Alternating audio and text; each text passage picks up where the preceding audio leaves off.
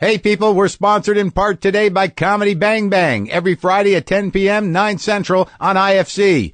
Comedy's so nice, they banged it twice. With host Scott Aukerman and bandleader Reggie Watts. This Friday, John Hamm and Andy Richter pay Scott a visit, and a bicycle-eating man stops by. Plus, radio DJ El Chupacabra on the show to discuss his most popular characters. That's Comedy Bang Bang, followed by an all-new bunk, Friday at 10 p.m., 9 Central on IFC. Do it! Lock the gate!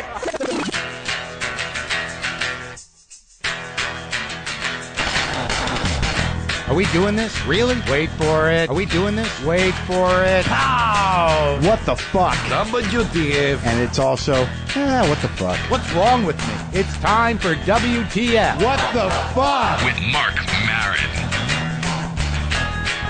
All right, let's do this. How are you, what the fuckers? What the fuck buddies? What the fucking ears? What the fuck nicks? What the fuckaticians? What the fuckettes? And what the fuckatins? How about that? I got a big list here, man. This is WTF. I am Marc Maron. Thank you for listening to the show. And I do want to thank you sincerely and with a big heart.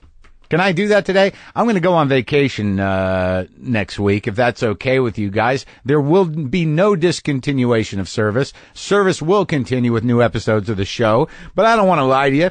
I'm going to be away, and perhaps in the next couple of shows, I'll record them early, and I'll speculate what I think I'm doing on vacation. That's what I'm going to try to do. I need a fucking vacation. All right?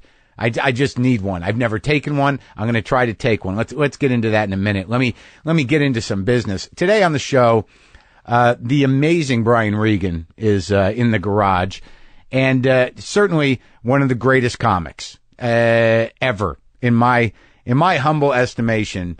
And I'm going to talk about that more in a minute. I do want to I get all your letters. I read as many emails as I can. I appreciate all the gifts. I appreciate all the love that comes my way.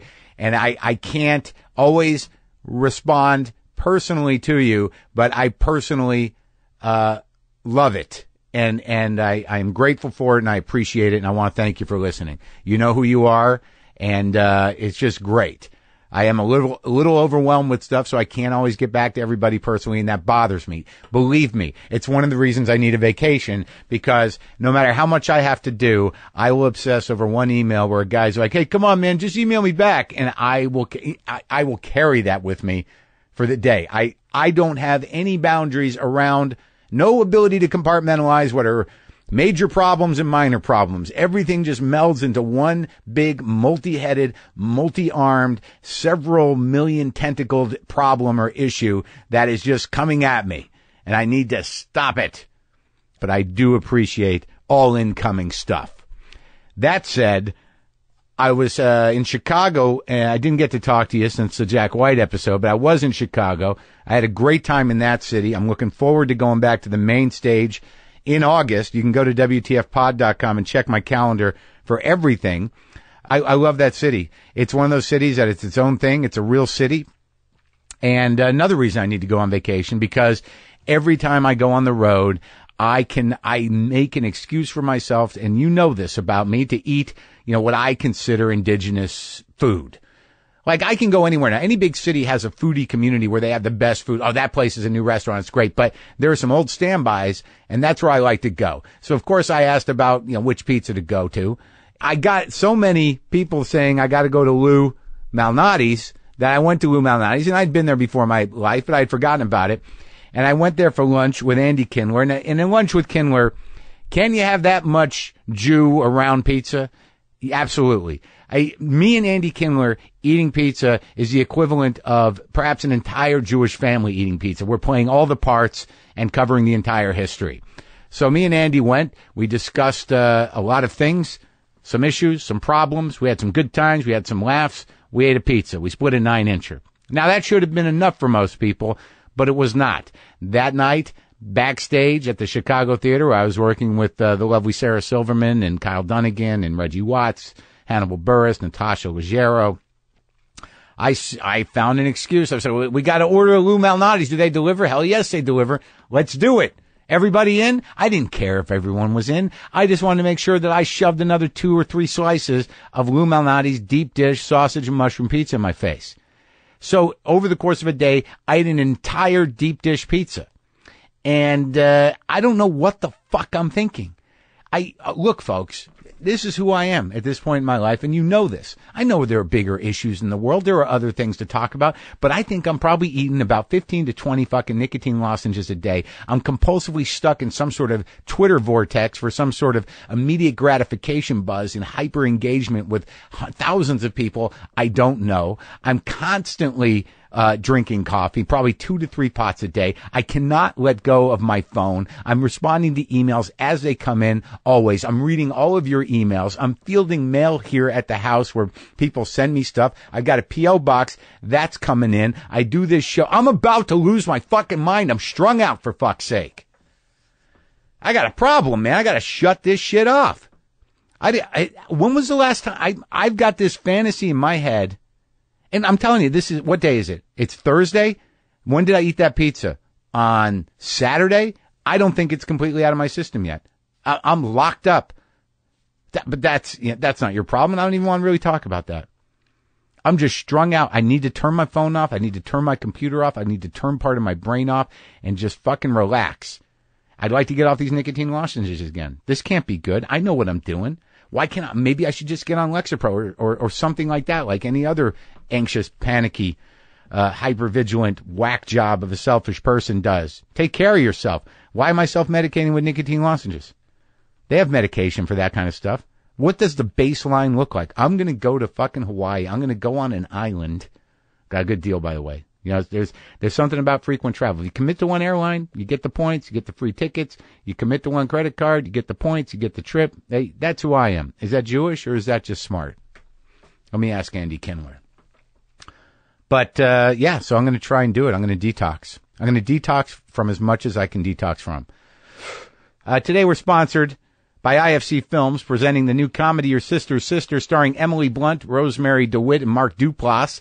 Now playing in select cities. I saw it. I loved it. I even emailed Mark Duplass and said, you kicked fucking ass. He emailed me back. Hey, I like that coffee you gave me. Can I have some more? I said, okay. Sent him some coffee. That's what I'm doing. I'm a coffee distributor too. Add that to the list. Got no problem with it. Get a lot of coffee. It's one of the perks of, having a sponsor that, wait for it. Oh, pow. Look out. I shit my pants. And by the way, if you're wondering why I was emailing with Mark Duplass, I have his email because he's going to be on the show on Monday. Okay. That said, tremendous in this movie. Everybody's tremendous. Emily Blunt's tremendous. Rosemary DeWitt's tremendous. Your Sister's Sister is now playing in New York, Los Angeles, Chicago, San Francisco, Washington, D.C., Seattle. It will continue to expand throughout June.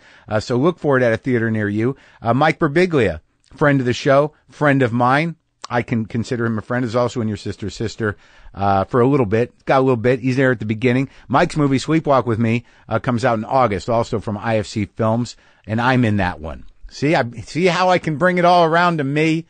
It's a great movie, though. How's that? Is that good? Okay. Good. Now let's get to Brian Regan. I've known about Brian Regan a long time, and I'm going to talk to him about the first time I really saw him. I was actually at the original Improv in New York, sitting with Bill Hicks. That's not a humble brag. It's not a name drop. It was a reality. I'll bring that up with Brian. I won't bring it up to you now, but from my own personal experience, when I've been at my lowest, darkest times, I remember I was sitting with Ryan Singer and I was depressed. I was sad, and we were sitting there and I'm like, we need a fucking laugh, dude. We're spiraling. We're going down. We need a guaranteed fucking laugh. And I said, let's Netflix Brian Regan's latest special. Let's do it. And sure as shit, guaranteed laughs. So let's get into this Brian Regan chat. I also want to bring this up because if you don't know Brian Regan, or if you do, he'll be in Charlotte, North Carolina at the Comedy Zone this Friday and Saturday night. You can go to brianregan.com for more tour dates. And Brian Regan also has a new record out, All by Myself, which I've listened to 3 times. It's a new CD. It's very funny. There's a couple of bits on there that just killed me. So that's available as well. So get that too.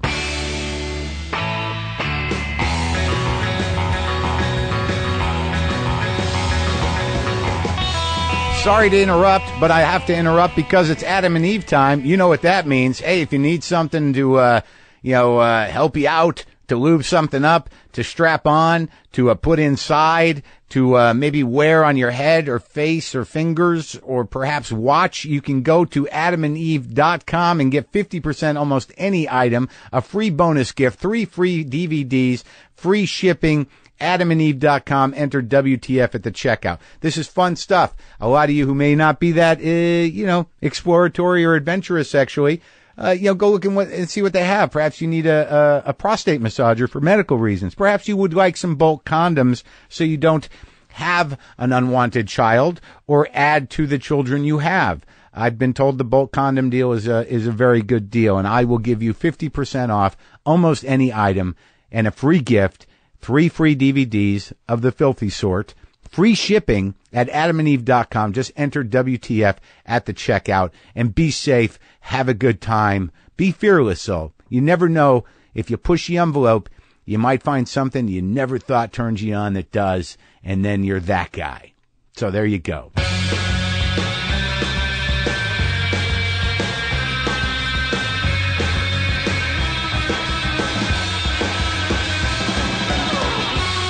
All right, I'm nervous about this. Me too, Mark. I'm shaking over here. I don't know what you have in store for me. I don't know if you've got like old tax records. Brian Regan is in the garage here, and I for some reason I feel like it's a rare event that you show up at these things. Well, I've wanted to do your podcast for quite some time. You know, you're somebody that comedians look up to, and I'm happy for your success, and I'm thrilled to be included in your roster of comedians that you've talked to. You're the guy people look up to. You're elusive to me somehow. No, you don't realize, I swear to God, any comic that I talk to, you're like, who's the funniest guy? Brian Regan's the funniest guy. It's like a given. It's a given that there's Brian Regan, then there's other people. Well, do you know that? I don't know about that, but I'm honored, man, when comedians, when people who do what you do like what you do, there's no better compliment than that. But do you feel like out of touch with it? Like, in the sense that, like, I just picture you're like out working on the road constantly, and you just go into a place and you get into your stance and you do it, and then you leave, and then it's the next place. Like, I see a lot of guys around, but I never see you ever. I try to have my normal world, man. Yeah, really? How's that going? Well, I mean, I love comedy, yeah, but I don't want that to be everything. You know, right. I've got 2 wonderful kids, and I like to not be a comedian too. Yeah, you know what I mean? Like when I'm off, I just kind of shut down, and I'm not like obsessed with show business. You know? No, of course. But was there a time? I mean, I have to assume. Like, let me tell you a story. Like, I think the first time I saw you, I was in New York. It was like 1990, maybe 90, somewhere around there. Bill Hicks was living in New York for like a second. Mm-hmm. And the old Improv was still in existence. It was barely holding on 44th Street. Right. And you came in. I don't know if you worked there at all usually, but for some reason you came in and Hicks was like, we gotta go watch Regan. Wow. And I was like, well, I don't know, who is Regan? And like, he pulls me in there and he sits me down next to him. We're in the back of the room. There must have been 12 people in this place. And he just fucking laughed hysterically for the entire time. Do you remember being in that place? I remember the Improv, of course. The original one on 44th. Yes. And I do remember Bill Hicks on one event watching one of my shows. And it was like, for somebody like that to like what you do is just tremendous, man. I think you had like a lot of influence on a lot of people too. Wow. I know. I guess I'm just going to sit here for an hour and blow smoke up your ass. Would that be good? I feel like this is a nice setup, and then I'm going to get the kabow. No, but now that we did all that, Yeah. No, listen, I'm very flattered, so thank you. I really feel like you're a mystery to me. Like, I'm going to tell you another story. I was in the middle of a divorce, and I'm sitting around this house, just hoping, I'm sitting around the house going, I'm probably not going to have this very long. And this might be the last few hours. Goodbye, house. Yeah. What am I going to do in my house, in my sad house? I was with my buddy Ryan. I'm like, I need some laughs. What are we going to do? Fucking put on Brian Regan. Oh, man. put that on my in my resume. Helps people get through divorces, you know. You do, sure you do. Well, that's very nice, man. Thank you. Where did you start, though? The comic strip in Fort Lauderdale. Oh, wow. That's the first comedy club. Right. I mean, I was in college at Heidelberg College in Tiffin, Ohio, and that's when it was while I was in school that I decided that I wanted to be a comedian. What were you studying to be that sort of like? My freshman year, I was an economics major. Yeah. And then I realized very, very, very quickly that I was not even close to pursuing anything that would make me happy. Right. And then I switched majors to communication and theater arts. And then one of my first classes was a speech class. And I used to just try to make them funny. Yeah. And that first time when I got the class laughing. Yeah. That feeling, it gets in you. And I remember walking back to my dorm going, what was that? I mean, I was like hooked. Yeah. So I was like, whatever that was, I want more of that. I want that all the time. Yeah.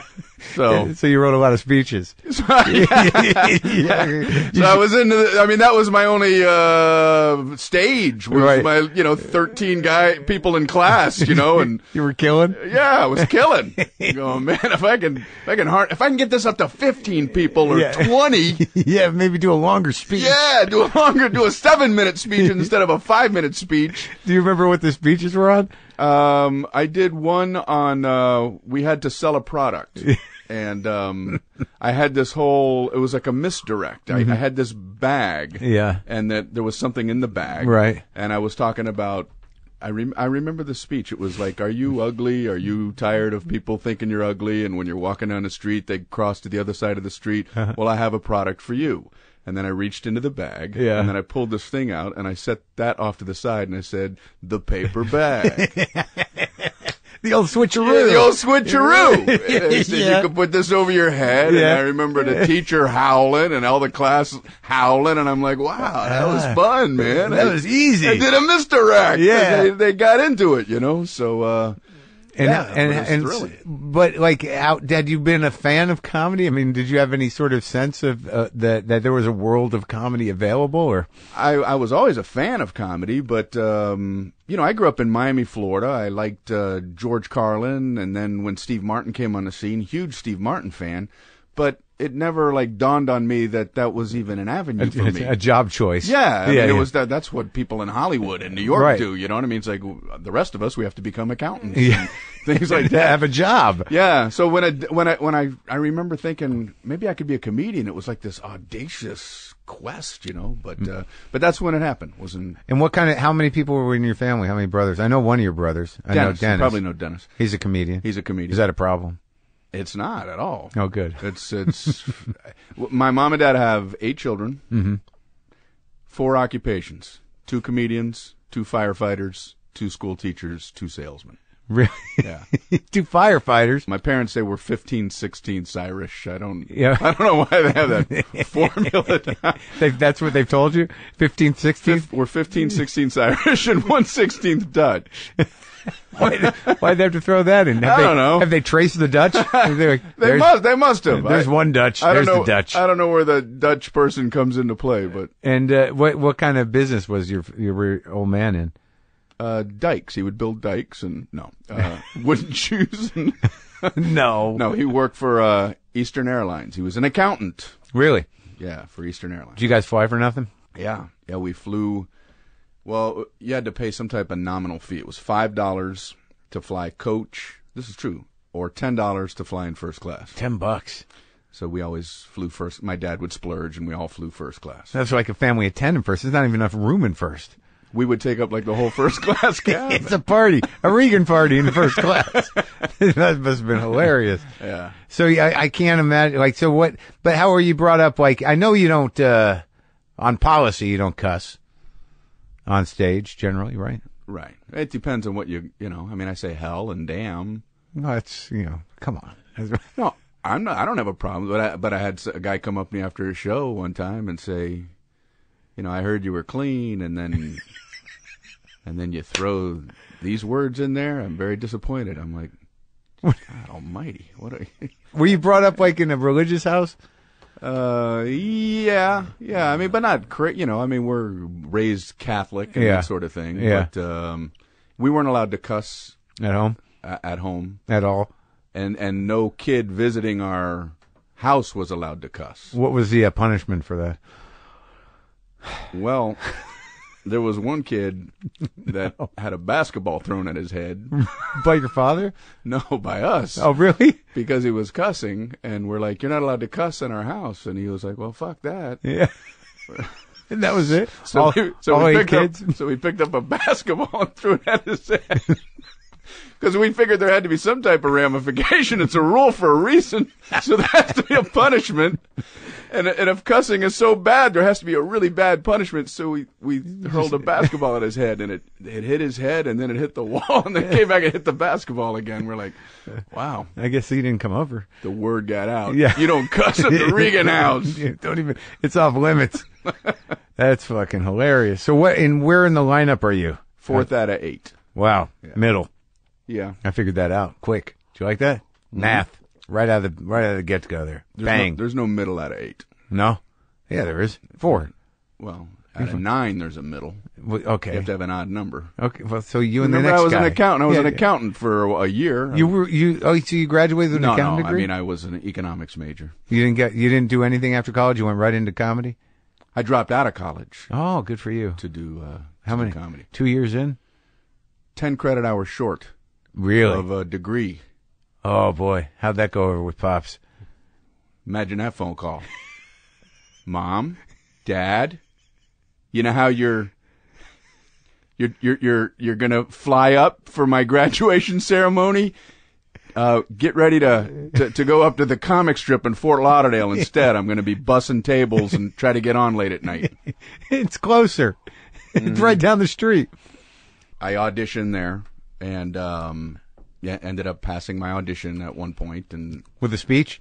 Have my paper bag, paper bag misdirect. That's a solid, man. That's solid. You don't want to lose that opener. No. I auditioned 5 times. My 5th audition went pretty well. And I remember sitting back down and my heart was pounding because I'm like, well, that's as good as I've done. Yeah. And then Joe Mullen, he's the guy who ran the comic strip in Fort Lauderdale, came over and said, grabbed my check for my beer. I had Budweiser. Yeah. He goes, I'm picking this up. And I'm like, I'm already getting paid. Yeah. He goes, can I talk to you in the back? I'm like, yeah. I'm telling you, it's probably the most heart-pounding experience of my life because I dropped out of college to try to become a comedian. And I'm like, maybe this is it. And he brought me in the back and said that he'd been watching me, audition a handful of times. And as far as he was concerned, I had passed my audition. It was like, it's a complicated way to put it. Well, it's right. I still got to meet with some other people. Well, it was life altering, man. Yeah. Because I was like, here's a guy who runs a comedy club who says I'm a comedian. Yeah. It was pretty damn strong, Yeah, and then what did you start doing, opening? Well, what it meant there was that you got to go on at the end of the show. I haven't seen this anywhere else in the country. They had 3 co-headliners, all doing 45 minutes each. At the end of the show, an MC would go on stage. They would draw a clear line in the sand. They would say, that's it for our show. Right. We hope you had a good time. We do have some new comedians who are just getting started. If you'd like to hang out and give them an audience, you're welcome to do so. But if you need to take off, we understand. That's probably pretty good, though. It was great. But, I mean, most people would get up and leave. Mm-hmm. And then you'd have, 25, 30 people hanging out. Let's watch these new comedians. And they bring them in? Or they let them move? Or they just scatter? They were just kind of scattered That's around. good. That's good training. The scatter thing. You want to make sure they feel that people have left. And there's a lot of...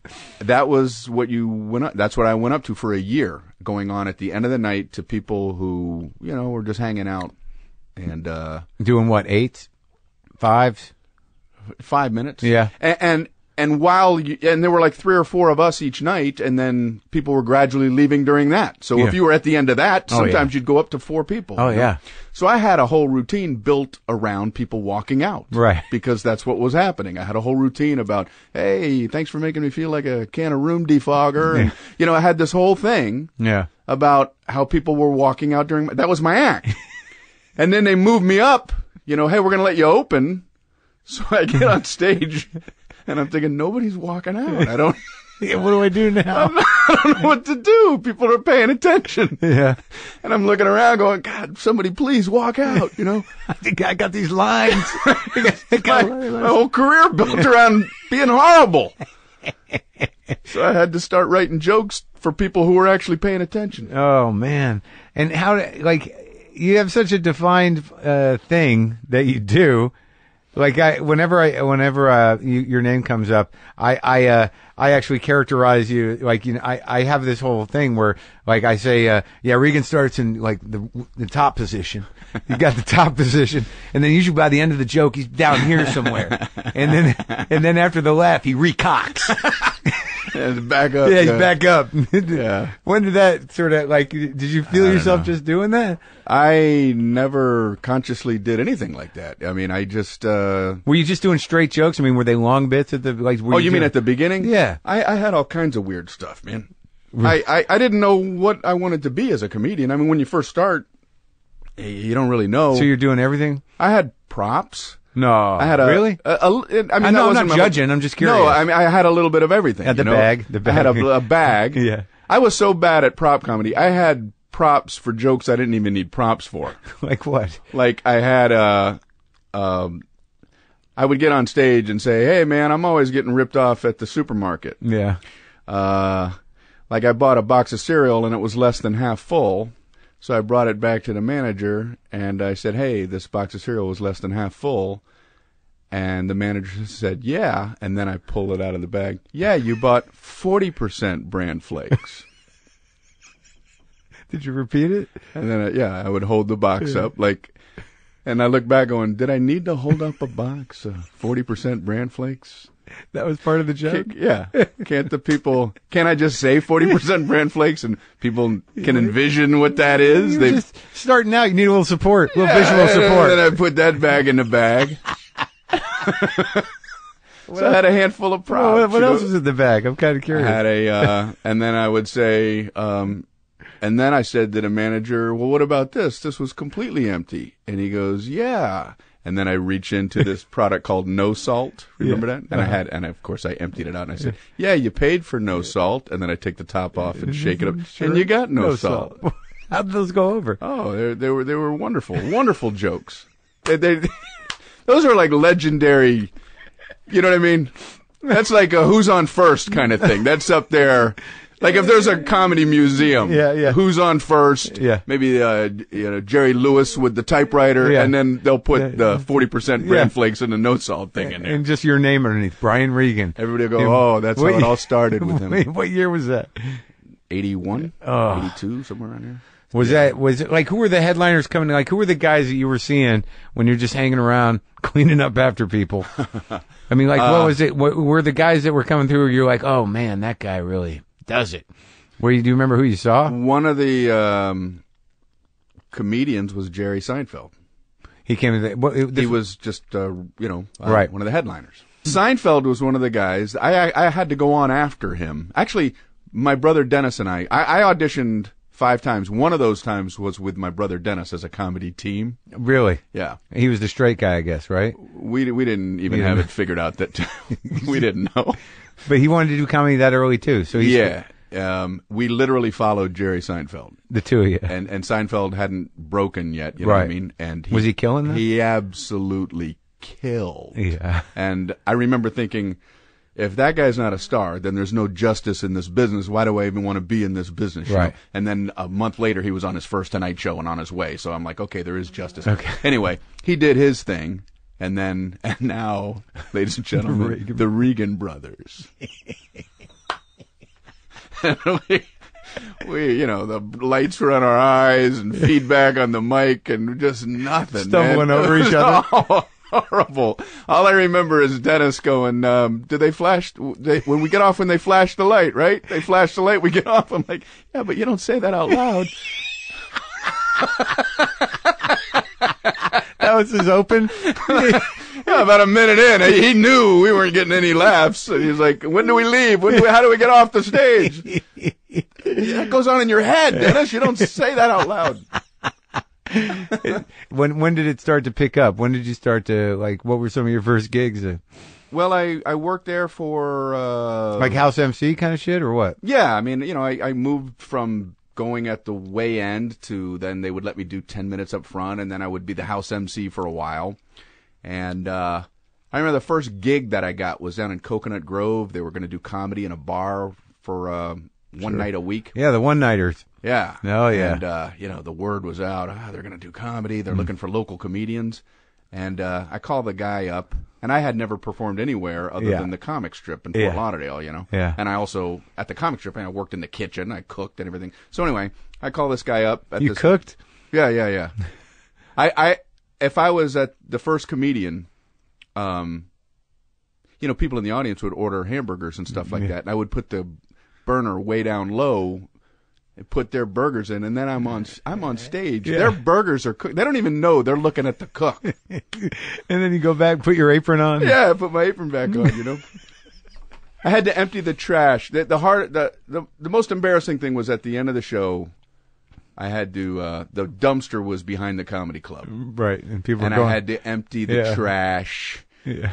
So I could pretend like I didn't work there until then. And then these people after the show, especially if I had a decent set, they'd see me going, and I remember people going, "They make comedians take out the trash." And, I would say, "Well, not the good ones. Oh. The good ones are inside having a beer, and I have my chores I still have to do." You saw my 40% bran flake joke. That's why I'm taking the trash out. I'm putting that box in the trash. So the Coconut Grove big night. Yeah, I call the guy, and he says, "What do you get for a night?" I never got anything. I never did this before. So I didn't know what to say, and I said, I think $75 will be fair. And he goes, "Hang on a second." And I'm like, "Oh man, I asked for too much. All I want is a gig. I don't care if I get any money. I just want to." And he gets back on. He goes, "How about 100 and a hotel room?" And right then I knew, boy, am I bad at the business side of this. He felt bad for you. Yeah, he felt bad for my opening negotiation and topped it for me. Yeah. So what do I say at that point? 85. We go halves on the hotel. Deal. Yeah, and I'm not budging. That's my final. You can say you're going to pay for that hotel. Yeah, no way. I ain't doing it. I'm coming with cash. So was that the first time you're like, "Oh, I get to sleep at a..." Oh man, and then I do the gig and they give you $100. What was it, like a half hour? Yeah, and it didn't go well, but when they gave me the $100, I was like, man, I can handle this. Yeah. Cash money for doing some jokes. Yeah. Wasn't that great though when you were only making like, I remember making $75 and driving 3 hours. Yeah, and you're like, "Oh yeah, this is great." Yeah. You feel like, man, I'm in show business. You don't even man. think like, "Oh, it's going to cost me $12 to fill up my tank. I'm probably going to eat. You're going to get home at least like $30-$40. That's fucking awesome. When I first got a manager, Rory Rose Garden, sure. My Is he still your manager? Yeah. One of the first gigs he got me, I was living in New York, and it was for a college prep school down in New Jersey. A high school prep school, prepping them for college. Anyway, I go down, I do the gig, and it was for $1,000. I'd never made $1,000 in my whole life. Yeah. And they give me the check, and I'm like, what is going on? Yeah. I make $1,000 doing comedy. I'd never seen anything like it. Yeah. I get back on the train. I'm going back to New York, and I'm like, I got time to do a spot at the Improv. Yeah. So I go to the Improv. They throw me on, and when I'm done, they give me $15, and I'm like, what the hell is my comedy worth? Is it? Yeah, right. Is it worth $1,000, or is it worth $15? Or somewhere in between. I don't know, man. You kind of put that into context, right? Those short spots in New York, you get $15. That's fine. Right. But $1,000, like, I remember that it's a huge amount of money.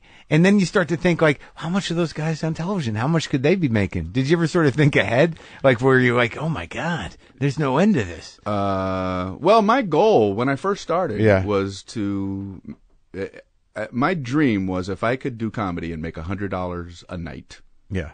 I'll be happy for the rest of my life. Yeah. Now, I'm not quite there yet. But You're getting there. I'm getting there. But, to me, it's not about, the money is like a nice side thing. It's right. like, oh, okay, wow, you can make a living at it too, but you gotta love doing it, I think. How do you workshop stuff? Because, you're a guy, what do you do? A new hour every year, every 2 years? How's it work for you? How conscious are you of that? I try to, you gotta have your lines in the sand. I'm fortunate to have the Letterman thing where you can't repeat. So, right. I always have to have a new set for that. How often do you do that? About every 9 months. Yeah. And, and then if I record something like, whether it's a CD or a DVD or a Comedy Central special or something like that, then in my mind, I try to figure that that's done. Right. And I try to move away from it. You can't turn it over on a dime. Right. You know what I mean? But sure. It's like, okay, that's done and recorded and now start replacing. Right. I'd like to think of, after a year and a half to 2 years, it'd be a new hour. Right. And then, cause you, how often are you on the road? How many weeks? 26, half the weekends of the year. And that's a schedule you stuck with? You don't, I just trying to picture, you don't really go out and do the little clubs anymore much. No. I thought I would want to keep one leg in that, but, well, you could always, I'm sure no one would turn you down. Sorry, we're all booked up here. It's Wednesday night. It's a big night for us. I was in Salt Lake City. And I did a weekend there, and they said, "Yeah, Brian Regan's here for the month," or something like that. And I'm like, "Oh my God!" They were saying, "Yeah, he sells out the basketball arena for a month." Wow, that is a hyperbole. Yeah, maybe, but do you But what was fascinating to me is a guy who, I just started to sell a few tickets. But there's very few guys that do what you do, which is comedy at the level that you do it at. And it's really what you do exclusively for a living. Well, yeah, I appreciate it. I like being a comedian. And if something else happens, great. You know what I mean? And lately I'm trying to dabble a little bit in some other things. Like what? Last week I did a Looney Tunes. The cartoons. Really? They had asked me if I would do a voice in one of their episodes, and a few years ago I would have said, "Nah, that's not for me." And I'm like, "What the hell?" So would you have said that's not for me? I think so. Why? Because there's something about the purity of being a stand-up. You know what I mean? That it's like I've taken a lot of pride over the years in that if I have a following, it has to be from stand-up. Right. It can't be from anything else because I haven't done anything else. But so if people are buying tickets to see me, I know it's because of the stand-up comedy. Whereas other people can have a following, but they may have been an actor in something, or they might have had a role in something, and so their draw is based on not just stand-up, but on them being famous as well. Right. In that. So there's a sort of is a principle issue with you. I want those people in the seats there because they want to watch comedy and not because they want to see a famous person. Right. And you've always felt that way. I started feeling that way when I couldn't become famous. Well, I changed my goal so I could be successful. And you figured, well, a cartoon, no one's going to come going, "You're not that rabbit." We thought you were a rabbit. Make the rabbit noise. Yeah. I'm like, oh no. Are you telling me that there wasn't a point? I mean, there has to have been several development deals in your past. Sure. Yeah. And when was the first one, and when did that come from? I don't know what year, but yeah, I've had a mid-'80s. No, it would have been more in the 90s. So when did you start headlining? Late 80s? Yeah, late 80s. And you were doing clubs, just comedy clubs. Clubs. The circuit. Right? Yeah. Well, and the one-nighters, too. Sure, right, the horrible things. Yeah. The good things and the horrible things. But you were drawing, when did you start to realize that you were drawing? Because this is the other mystery to people that, from where I'm sitting, even now, because like I'm a guy that's been doing this 25 years and I'm just starting to sell a few tickets. But like there are people that are like I had Kevin Hart in here not long ago, and he's a huge selling act, and a lot of people don't know who he is. So they're and Gaffigan's another guy. Like it's you and Gaffigan are it really. And Kevin Hart he's also selling a lot of tickets, but where does that, how did you build that, man? I mean, I know you have your specials every year or two, but like, you sell thousands and thousands of tickets a year, but you're not on a television show, and it's not like, you're a household name necessarily, but you're a huge comedian. What was the process of that? I don't know. It's a mystery to you. It is. I mean, I certainly didn't, set out that way. I mean, when did you first start noticing it? Well, it was when I was in comedy clubs, and I started, they started adding shows, Right. It would be like, normally they would have one show on a Friday and two on a Saturday, and then, my manager would say they want to add a second show Friday, and then the next time you go back, it's like, well, now they want to add a third show Saturday, and, when you start... And then it's like, maybe we can all do this all in one place. Exactly. Yeah. So you get to the point where you're maxing out the comedy club, right. And you go, well, why would I do that for 5 nights when I could have that same amount of people for one night in a theater? It's exhausting, right? So I mean, especially for the way you do comedy. I mean, to do 2 shows a night for 2 nights after a certain point, it gets it's tiring, right? Nah. Doesn't bother you? Yeah, you know what I mean? Yeah. How do you complain about? No, I'm not complaining. I don't. I absolutely, whether it's 3 shows a night or 1 show a night, it's all gravy and wonderful, man. Yeah. There ain't nothing bad about it. So how many days do you do in Salt Lake? Just out of curiosity. Well, it was 10 shows. Right. In their theater called Bravenel Hall. Mm-hmm. So, It's a lot of tickets. Yeah. And you do it once a year, right? I like to go back there every 2 years because I don't want to. If they like it, I want when I go back that they're going to see mostly a new set. Right. And how did you become because that community, and I'm obviously not, I'm not trying to be, this shouldn't be that personal. I mean, you've got to be sort of sanctioned. The Mormons have got to say he's our guy. He's okay. It's interesting to me because clearly the Mormon community likes clean comedy. Right. And it's interesting to me because I'm not Mormon. You know what I mean? I've never said that I was or anything like that. Right.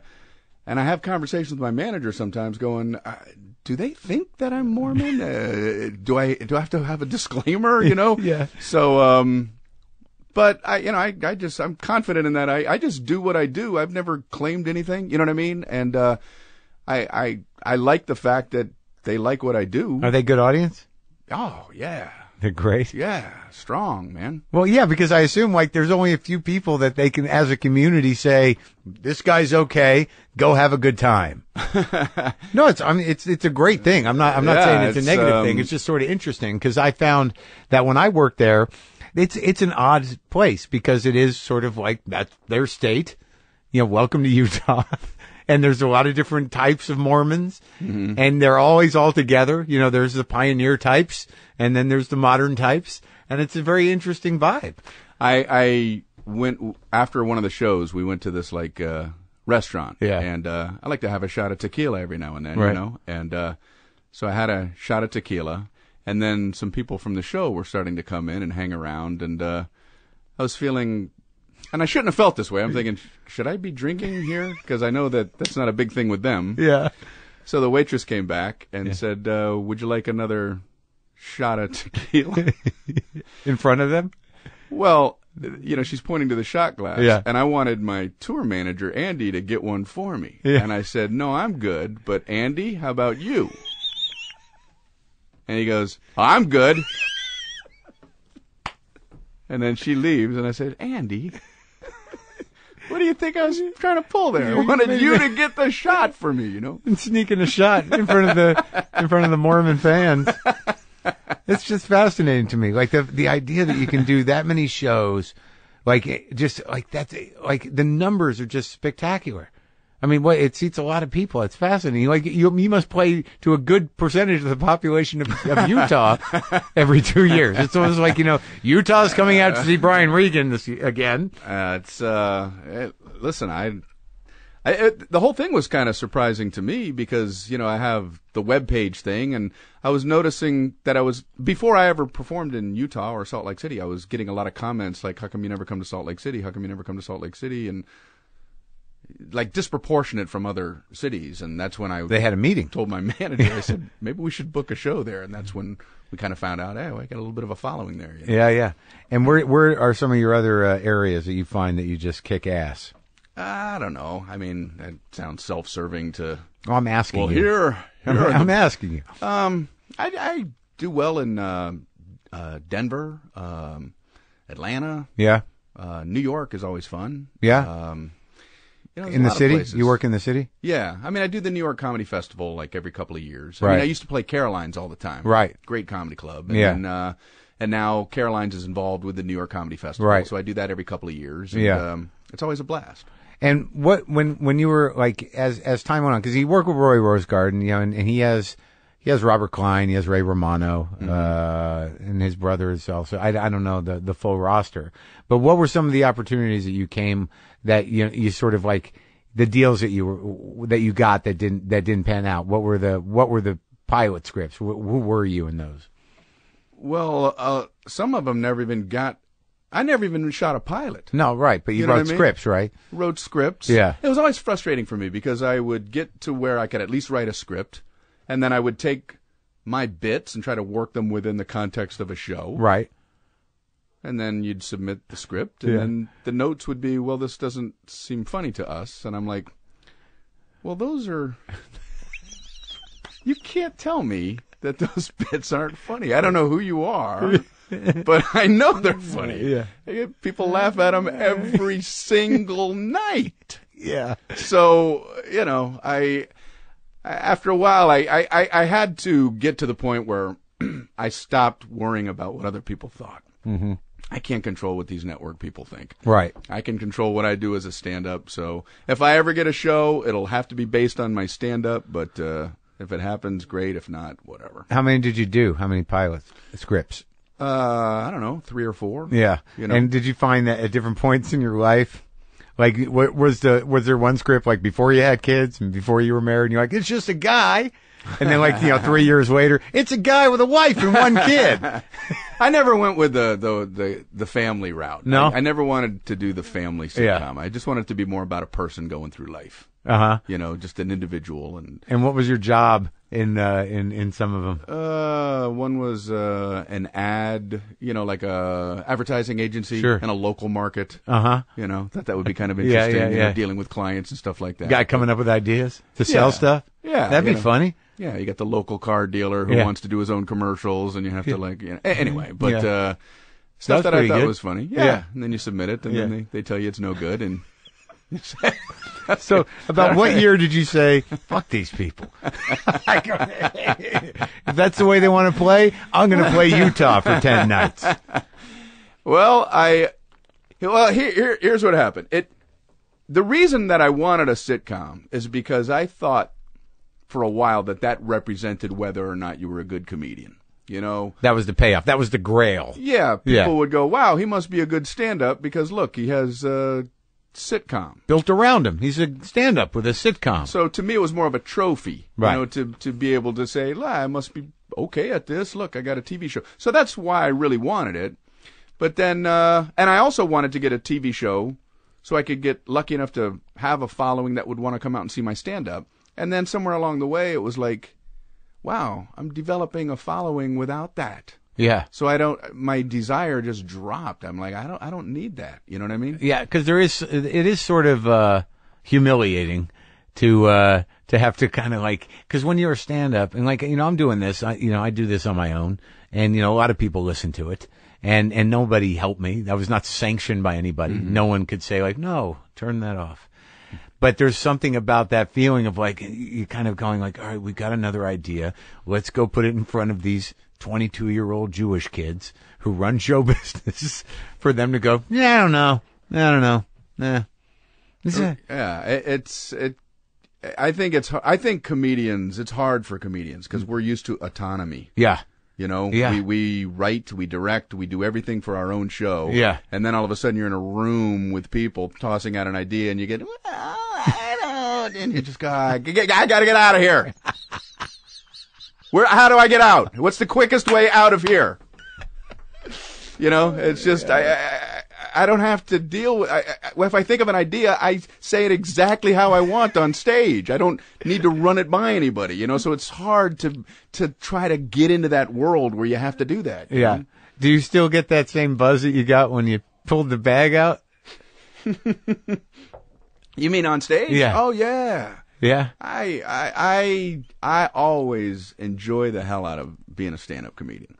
I love that feeling of being backstage. You look out, you see the stool and a bottle of water and a microphone, and you hear people getting settled in, and you go, I'm like the luckiest guy in the world, man. I'm going to go out there and just be goofy and do these things that I think of, and hopefully they'll have a good time. And then afterwards, they'll give me a little money so I can go get myself a shot of tequila. And drink it on the sly. Yeah. Well, no, that's why, like, it's weird, because I bought that mic stand. Like, that's a regular boom mic stand where the hat is. Uh-huh. But I went out and bought that. The boom doesn't go on there. I would never have that on stage. But this is a standard. That's all the equipment we need is a mic and one of those stands, right? And the reason I bought that was I'd been to like 2 clubs in a row that had fucked up stands. And I was like, we need 2 things. We need a microphone and one of these. You don't have another one of these? So, like, I went out and bought that out of spite just to feel what it felt like to buy a mic stand that would be a stand-up mic. It's like $25. And I just have that there as just a testament to, you know, that's all we need. And if I ever go to a club that doesn't have one, I'm going to throw a shit. Have you ever done that when you're at a club and it's like the microphone's like, and you're like, one thing. Yeah, this is all I need and is for them to be able to hear me. That's all I need. And you can't provide that for me. It's like, it's the worst, right? You know, what's also interesting is when you are at, like, say, a theater, right? Yeah. And you have the curtain, and then in front of it is what I described, the stool and the water and the microphone. And you look behind the curtain at the show they're going to do the next night, and you see these big elaborate sets with thrones and king outfits, fake clouds in the air, clouds, and you go, wow, what a difference a night makes. You know what I mean? I mean, I'm thinking the people tonight must be a whole lot less entertained than tomorrow night, because look what the hell's going on tomorrow night. They got hundreds and hundreds of people working on tomorrow night's show, just me. And I'm just going out there and, you know, doing some yuck jokes. Do you use an opener? Mm-hmm. Who do you usually take out with you? Joe Bolster sometimes. Yeah? How's he doing? He's doing great, man. Yeah. Because he's sort of like a contemporary of yours. You guys are about the same age, right? He was one of the guys that I watched at the comic strip in Fort Lauderdale when I first got started. He was one of the headliners that came down. Jim Colleton, Gary Brightwell, Kermit Apio. Yeah. Funny comedian from the Seattle area. I'm sure I'm blanking on it. Tom Ryan. And my brother Dennis, sometimes we do shows together, but that's more of like a special thing because he headlines himself, you know, but yeah. Did you capture the old bit? Bring him out. Are they gonna flash us? Are we done? Can we leave now? It's interesting to me that there's a whole new generation of comics. I talk to a lot of guys in here from all different areas, and you know, you're the real deal, and it actually annoys me when you know, people don't give, you know, guys who are the real deal the respect they deserve. Like it bothers me. What's happened to you, like in terms of like when you're on the road? Have you had opportunities to meet guys that you know looked up to, like Carlin or Steve Martin or any of those cats? Did you ever get any like sort of love from any of those cats? I never got to meet George Carlin. I had an opportunity to watch his very last show, not knowing that it would be his last show. He performed in Las Vegas, and then a few days later he had a heart attack. Yeah. And we were looking for something to do, my ex-wife and I, that weekend, and we were between him and a Neil Diamond impersonator. Uh-huh. So instead of seeing George Carlin's last stand-up comedy performance. Yeah. I saw a Neil Diamond impersonator. You can go ahead and blame your wife for that. No. I mean, we both agreed. Come on. We both agreed on that. All right. I give you a chance there to clear the record. Yeah, I don't know how that happened, Brian. So now, I can't say, I saw his I say, well, instead of seeing his last show, what I did see... Not Neil Diamond. No, not Neil Diamond. No, not Neil Diamond. But somebody who sounds a lot like him. Wow. Man. How was that show? It was fantastic. One of the best shows I've ever seen in my life. I guess it would have to be. That was one of the nights of my life. Where do you play when you play Vegas? I don't play in Vegas. Really? Yeah. I don't like to perform where I live. So why do you live there? That's where the family is. That's where the kids are, and you don't have family in Florida anymore. Yeah, my mom and dad are still in Florida. Right. But you just settled in Vegas. Yeah. And you're not a gambler. No. I'm a $200 guy. Yeah. Win 200, lose 200, and that's I'm done. It. Yeah. That's it. That's weird. You never want to play there. Do you ever go visit your friends that play there? Yeah, oh, yeah, sure. I'm like one of the few people that wants the longest commute possible. A lot of people want to. I mean, look at you. I walk out back. Yeah. You work 8 feet from your back doorstep. Yeah. I want to go to the airport and fly 2,000 miles away from my house and do my work, and then when I go home, I want to be shut the comedy thing down, man. And you have success with that. Yeah. I like the two hats. If I was just a comedian, I don't think I would have the perspective. You know what I mean? You have to be a normal life, right, that you can draw from. And what do you do for hobbies? I don't have a lot, man. It's like embarrassing. You just kind of hang out with the kids and watch them run around. And I have one hobby, and it's golf, and I'm horrible at it. You'd think I'd gravitate towards something that maybe I have a little skill level at. Yeah. I literally shoot about 120 on a round, which, if you don't know anything about golf, it's really, really bad. And that's it. So that's a whole other life. You got comedy, you got the kids, and you're a shitty golfer. That's about it. You're living the dream. That's me in a nutshell. Yeah, I'm quite a catch. Okay. Now, if you got offered a television show tomorrow, you'd do it, right? If I could have creative control. Right. If they just wanted to, or let me back up, a strong creative say, you know what I mean? Right. Obviously, it'd be a network involved. It isn't like they have no say whatsoever.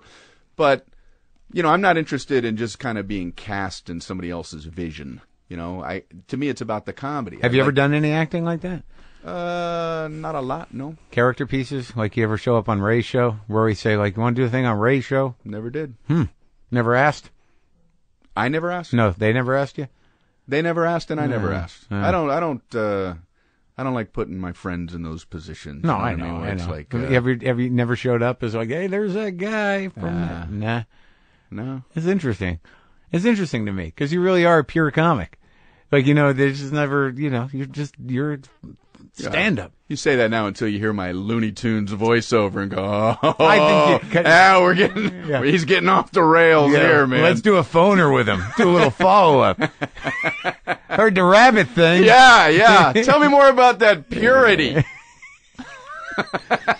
But you do. But it's a badge of honor at some level, right? I mean, it has to be after a certain point. It's. I like it. You ever get afraid you're going to tap out of it? Like, do you get concerned? Do you get tired or like, am I getting too old for this? Or do you look at that picture of Rodney and say it doesn't have to end?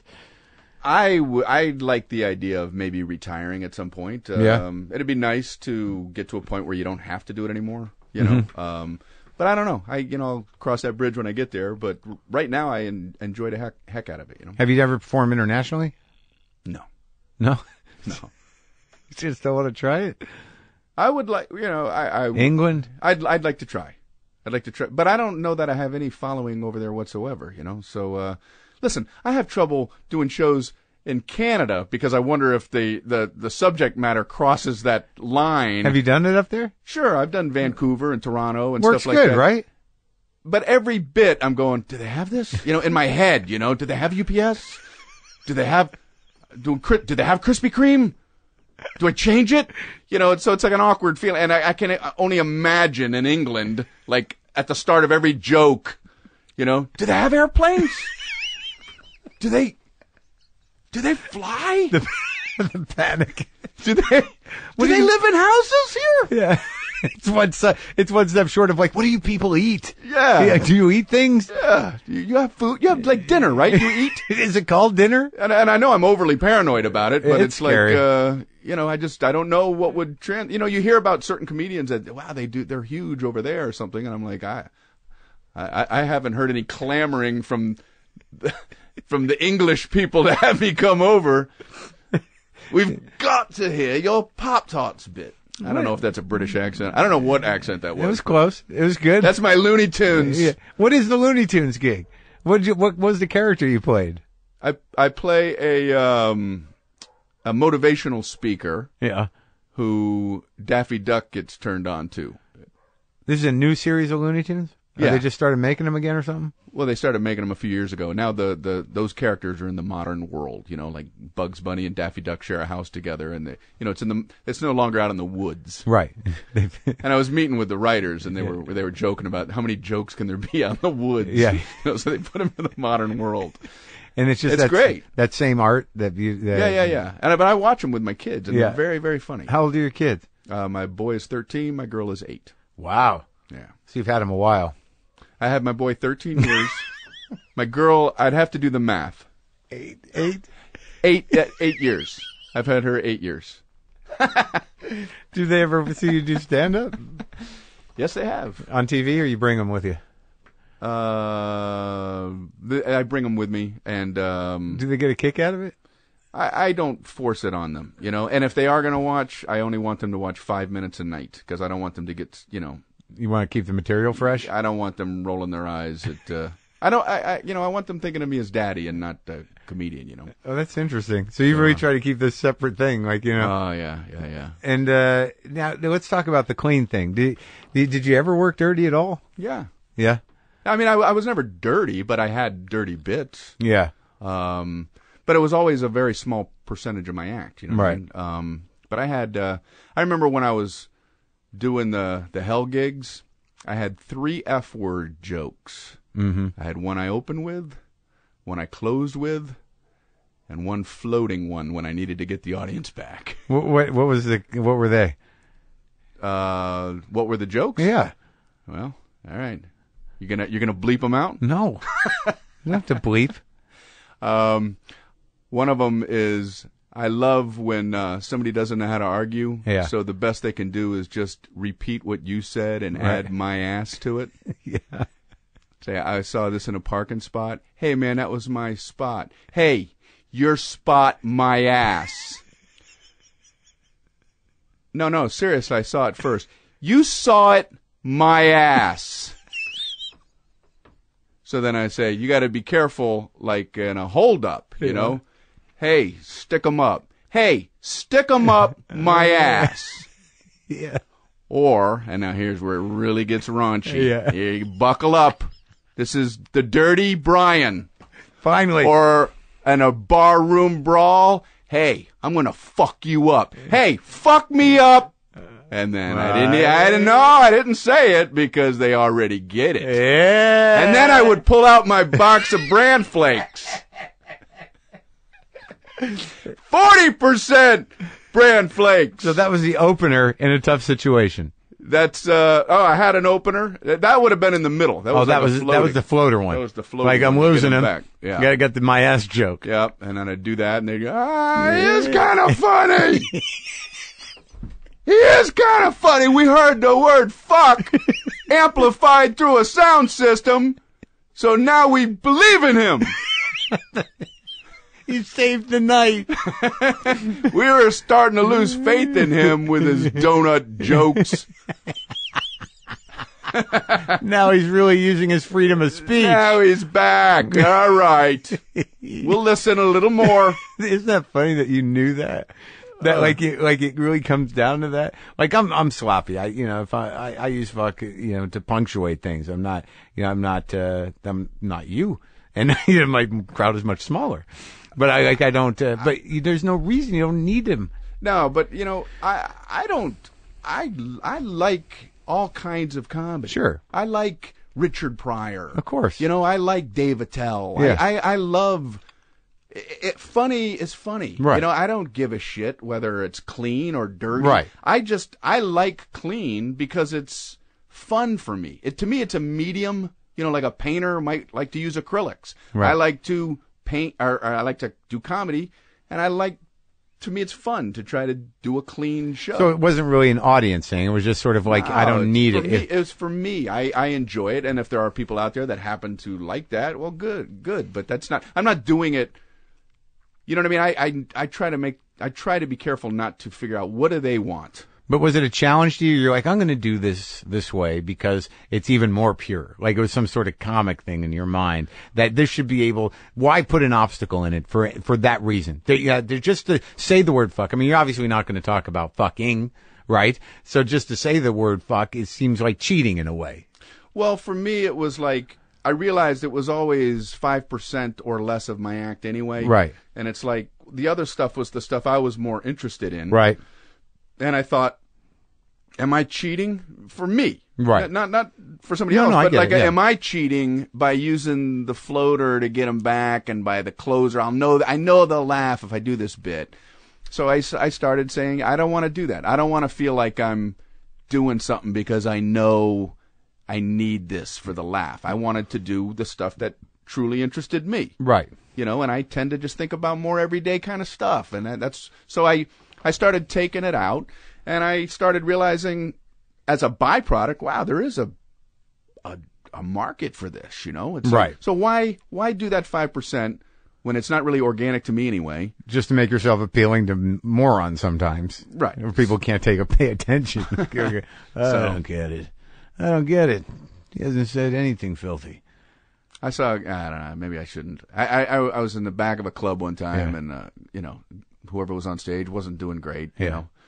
And then the guy threw the F word in there, and I saw two people in the audience get up and high five each other. And I'm like, what's happening? Wow, is it that?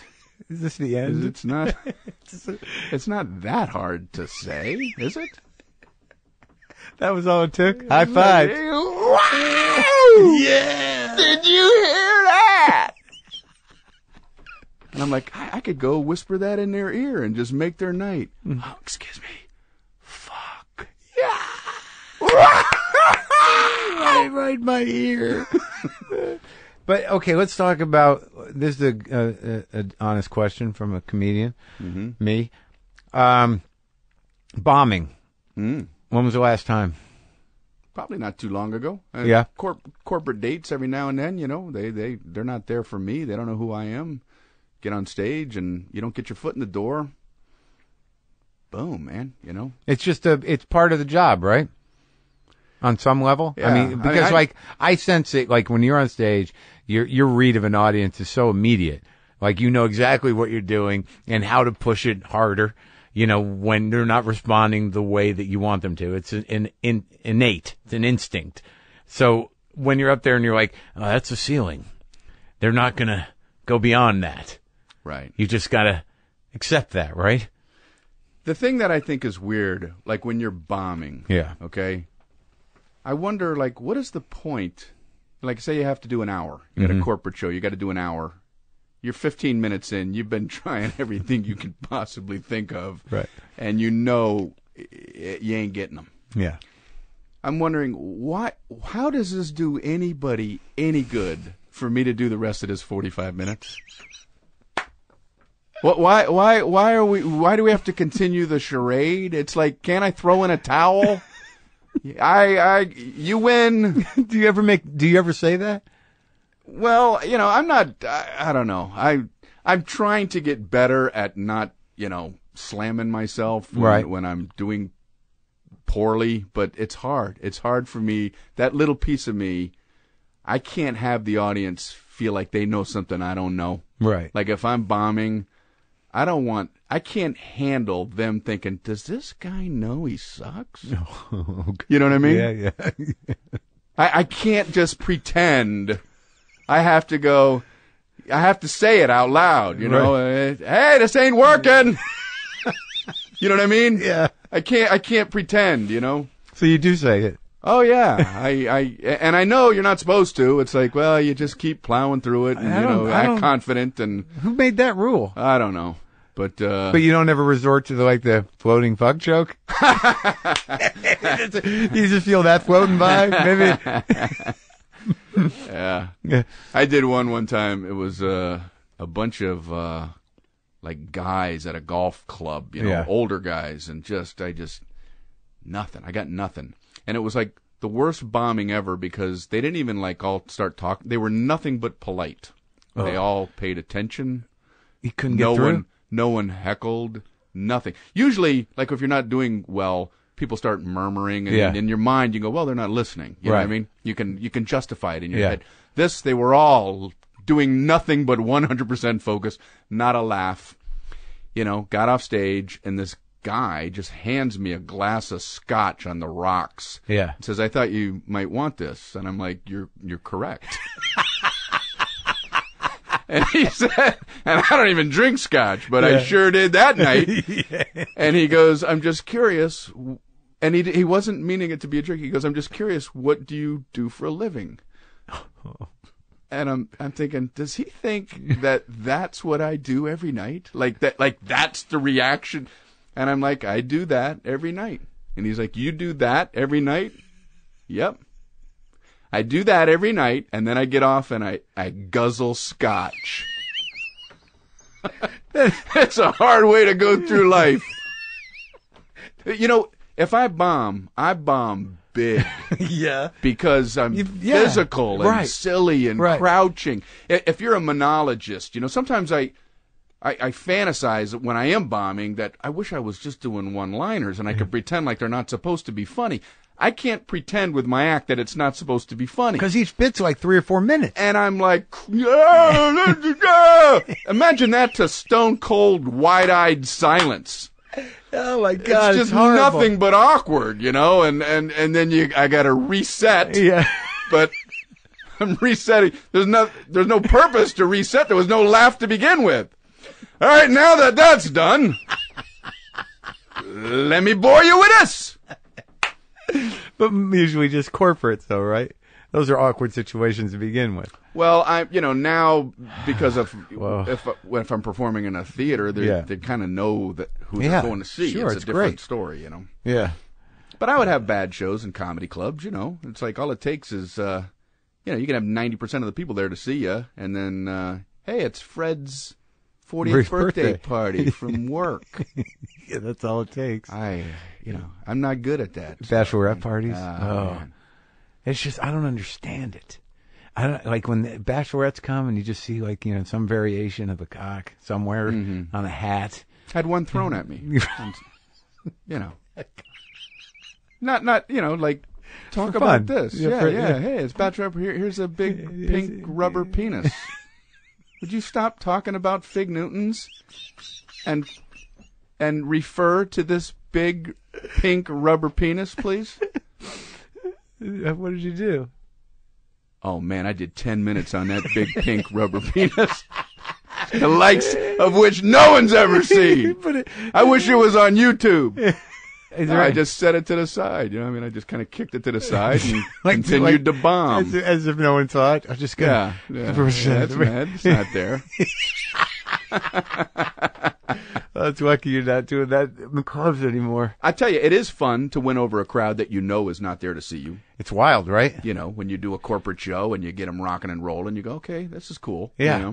But there's also something very fun about, being able to kind of enjoy the fact that you have a following. Be open. You can be a little more vulnerable. You're like, these people know me. Yeah. I can take some risks. I can be a little silly and goofy and go off on some tangents. Yeah, that's the first time for me in my life. But there's this weird thing that hangs in my mind. It's like, my training was to make strangers laugh. That's what I was trained to do. Well, we switch our gears, right? My whole starting routine was making fun of people leaving while I'm on stage. At some point, I had to adjust. Yeah, we're evolving. Well, I'm fucking, and now, like, see, now I'm aware of the, like, I'm saying fuck. Well, I'm fucking glad you came by. Hey. Yeah, I'm sorry. Come on. I'm very happy that you stopped by. I hope you enjoyed this. I had a great time. I have a tremendous amount of respect for you. Thank you very much, and likewise. And I think I'm you're very happy for you, Mark. You're doing great with this thing, and good for you. Thanks, Brian. Thanks for coming.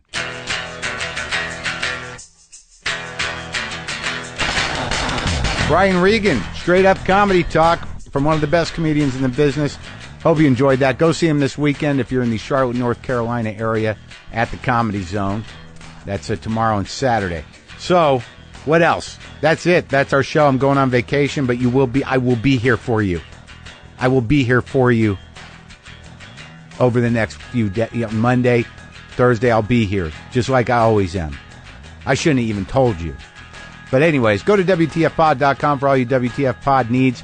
Get yourself the Mark and Tom show. Me and Tom Sharpling got that new show up. You didn't pick that up. People are enjoying that. Get you a link to that so you can get on the mailing list. You can get some merch. Get yourself a new Coop shirt, some coffee mugs. A lot of things going on over there. Kick in a few shekels if you want to. Get the premium app. Holy fuck, check my calendar. All right, enough. Enough is enough. Am I right? I'm right.